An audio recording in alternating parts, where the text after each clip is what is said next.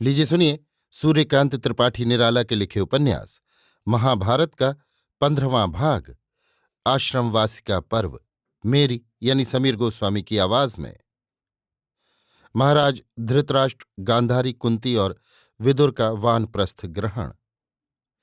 कुरुक्षेत्र की लड़ाई समाप्त होने पर पुत्रों के शोक से धृतराष्ट्र ने एक ही वक्त भोजन करना शुरू किया। उन्हें देखकर पतिव्रता गांधारी भी वैसा ही करने लगी। वो पलंग छोड़कर जमीन पर लेटने लगी। दूध के फैन जैसी सफेद और कोमल सेज छोड़कर हिरन का चमड़ा बिछाकर सोने लगी। बातचीत के लिए केवल संजय और कृपाचार्य थे। धृतराष्ट्र की सेवा यों सभी पांडव करते थे। कुंती, द्रौपदी और सुभद्रा आदि पांडव महिलाएं भी उनकी आज्ञा की बाट जोहती थीं। फिर भी धृतराष्ट्र के मन में एक कांटा खटकता रहा। भीम को धृतराष्ट्र के मनोभाव अच्छे नहीं लगते थे। इसी तरह 15 साल बीत गए। एक दिन धृतराष्ट्र संजय तथा कृपाचार्य से दुर्योधन की बातचीत करते करते आवेश में आ गए। दुर्योधन और दुशासन के रूप, बल, बुद्धि, विवेचन, शिष्टता, सभ्यता आदि की तारीफ करने लगे। भीम उधर से जा रहे थे। उन्होंने सुना, उन्हें अच्छा न लगा। उन्होंने कहा, मैंने इन्हीं हाथों से अधम दुर्योधन और दुशासन जैसों का वध किया है। भीम का प्रचार धृतराष्ट्र को अच्छा न लगा। बहुत बड़ा अपमान मालूम दिया। गांधारी को भी चोट लगी। वो चुपचाप आंसू पोंछ कर रह गई। इसी के कुछ बाद भगवान व्यास जी का आगमन हुआ।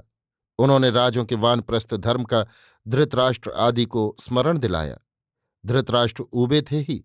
एकांत में गांधारी से सलाह करके हस्तिनापुर की राजधानी छोड़कर वनवास करने की इच्छा प्रकट की। महाराज युधिष्ठिर सुनकर धृतराष्ट्र के पास आए और बड़े विनीत कंठ से एकाएक महाराज धृतराष्ट्र से वन जाने का कारण पूछा। साथ ही ये इच्छा भी जाहिर की कि महाराज धृतराष्ट्र की आज्ञा हो तो राज्य उनके पुत्र युयुत्सु को देकर वो भी उनकी सेवा के लिए साथ चलें। युधिष्ठिर की इस नम्रता पर धृतराष्ट्र मुग्ध हो गए। उन्होंने अपना दुख दबाकर कहा, वत्स युधिष्ठिर, अभी तुम राज्य करो। हमारा समय हो गया है। हमने 15 साल से एक वक्त भोजन करके साधना करते हुए वन के अनुकूल अपने को तैयार कर लिया है। हमें जाने दो। हम हृदय से तुम्हें आशीर्वाद देते हैं। धृतराष्ट्र के वन जाने की बात सुनकर नगर के निवासी राजमहल में आए और महाराज धृतराष्ट्र को घेर लिया।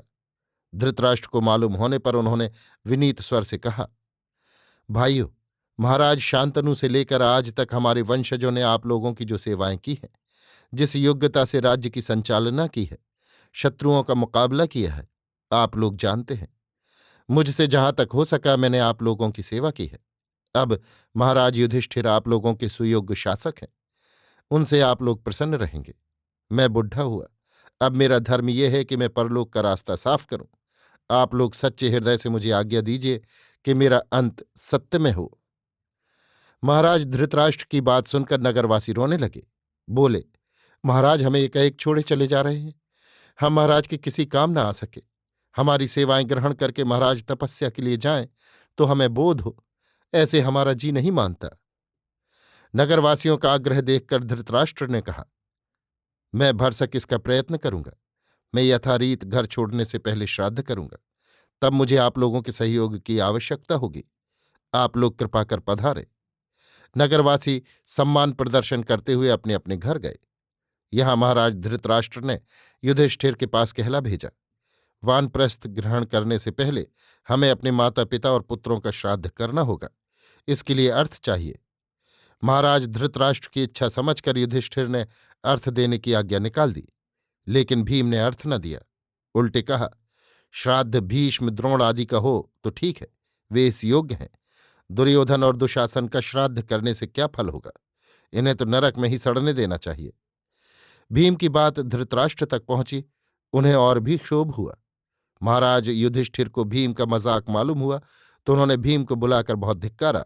अस्तु श्राद्ध के लिए यथेष्ट धन बात को दिया गया और धृतराष्ट्र ने श्राद्ध का दिन स्थिर कराया।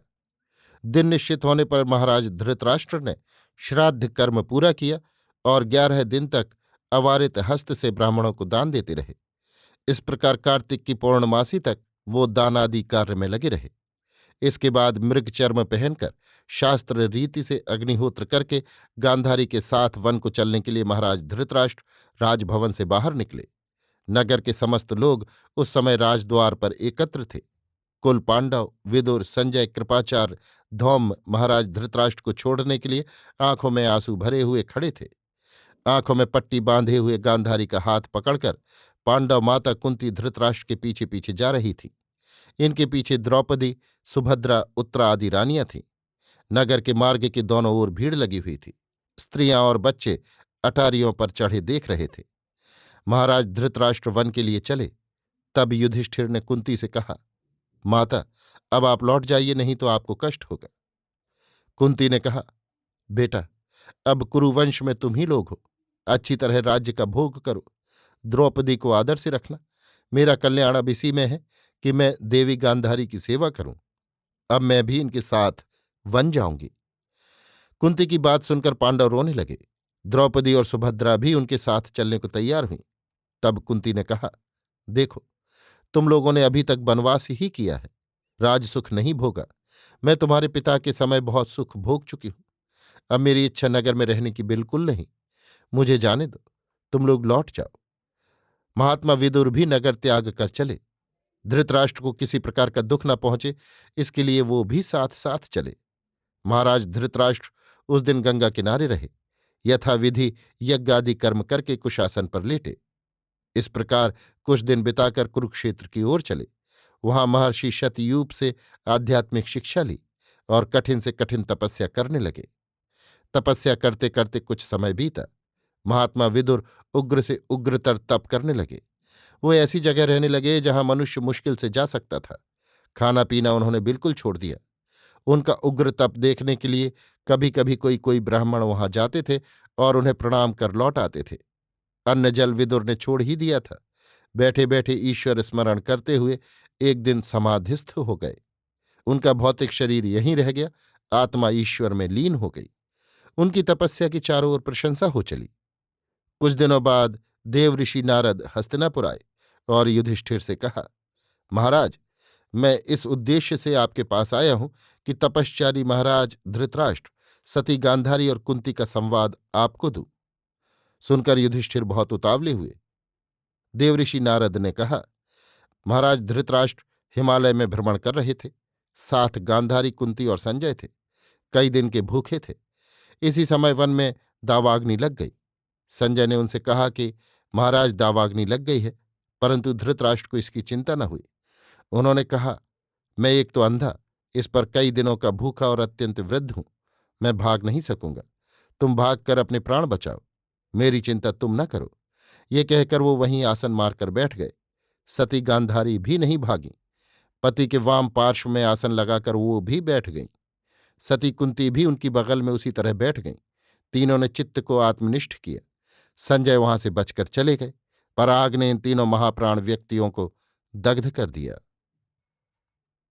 अभी आप सुन रहे थे सूर्यकांत त्रिपाठी निराला के लिखे उपन्यास महाभारत का 15वां भाग, आश्रमवासी का पर्व, मेरी यानी समीर गोस्वामी की आवाज में।